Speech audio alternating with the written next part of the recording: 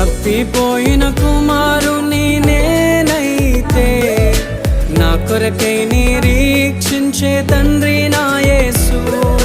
తప్పిపోయిన కుమారుని నేనైతే నా కొరకై నిరీక్షించే తండ్రి నా